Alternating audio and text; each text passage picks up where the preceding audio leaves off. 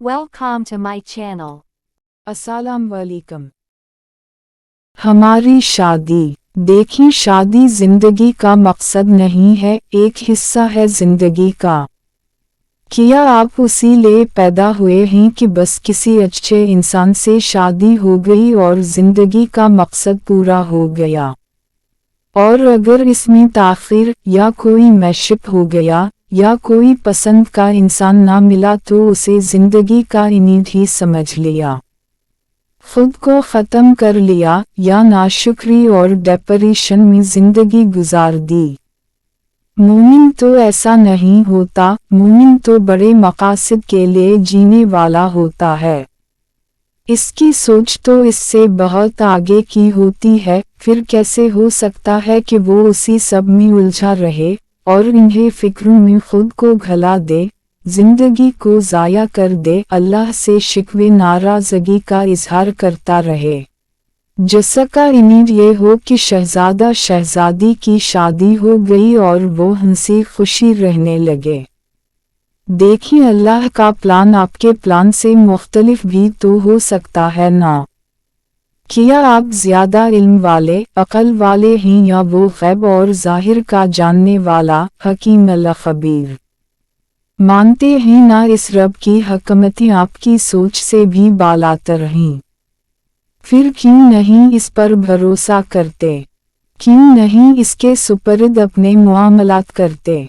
कितने ही मुआमलात आपके ऐसे थे जो बज़ाहिर तकलीफ दह थे, पर वो कुछ अरसे की बात थी। अल्लाह इन हालात से कितनी खैर निकाली, कितना कुछ सिखाया, कितना कुछ अता किया, और कितने ही मुआमलात ऐसे थे जो बज़ाहिर आपको बेहतरीन लगते थे, कितनी ही चीज़ें, कितने ही इंसान ऐसे थे जो आपको बहुत अच्छे लगते थे, पर इनके ज़रिए कितना नुकसान पहुंचा आपको, कितना छुपा शर मिला आपको।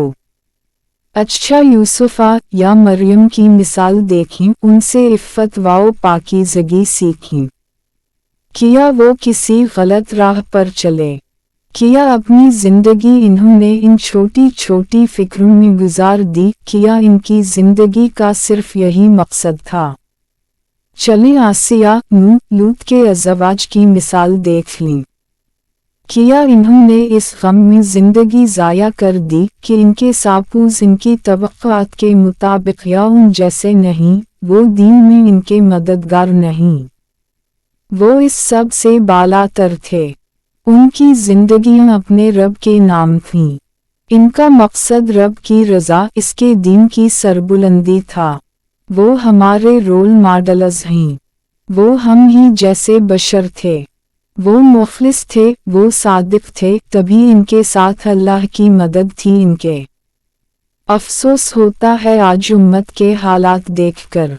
तो क्या आज हमारी यूथ ऐसे ही अपनी ज़िंदगियाँ, अपनी सलाहियतें, अपना वक्त, अपनी जानें ज़ाया करती रहेगी? इन्हें फिक्रों में दिन रात गुजारती और मायूसी या तकलीफ से सोसाट करती रहेगी। अल्लाह सुब्हान व ताला ने आपके लिए जो बेहतरीन साथी लिखा है वो आपको मिलेगा, और आपको अल्लाह सुब्हान व ताला की रज़ा में राज़ी होना है और मकसद ज़िंदगी पर फोकस करना है। हमारे नबी की उम्मत, बेहतरीन उम्मत ऐसी तो नहीं हो सकती, इतनी कमज़ोर, इतनी अर्ज़न। बात है शूर और ईमान की कमी की। हमें ज़िंदगी का मकसद नहीं बताया जाता, हमें रब की पहचान नहीं दी जाती, हमें तवक्कुल व सब्र नहीं सिखाया जाता। तभी हम तबाही के इस दहाने पर खड़े हैं। और इस तबाही के दहाने से हटाएगा कौन? हम ही लोगों को उठना है, हमें ही शूर हासिल करना है और शूर बेदार करना है। हमें ही जिंदगियों को दुरुस्त रुख पर लेकर आना है, अल्लाह की किताब के साथ, अल्लाह की ताईद के साथ।